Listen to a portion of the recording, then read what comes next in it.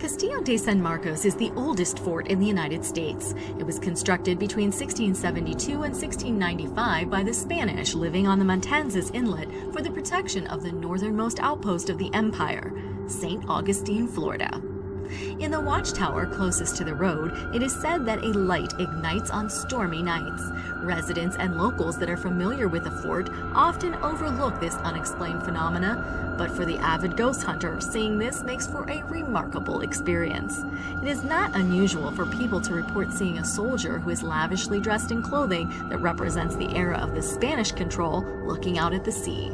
This apparition is normally seen when the sun is just starting to rise or just setting. Another ghostly story claims that an officer at the fort caught his wife cheating on him. He put both his wife and her lover in a dungeon, shackled and chained. He then bricked up the dungeon so the two could never escape.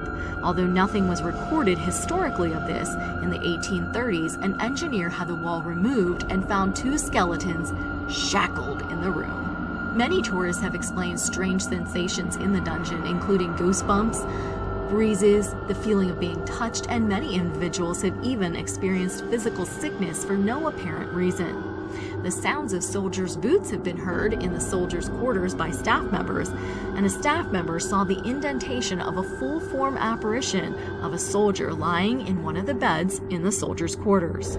There are various other paranormal reports in the fort as well, such as people are sometimes shoved in the cannon room, an apparition of a soldier is sometimes seen walking along the wall of a castle with a lantern, footsteps of soldiers are sometimes heard running around the courtyard, an apparition of an executed English pirate has been seen at the wall where he died by firing squad, and the head of an Indian is seen floating around the walls of the courtyard, looking quite displeased.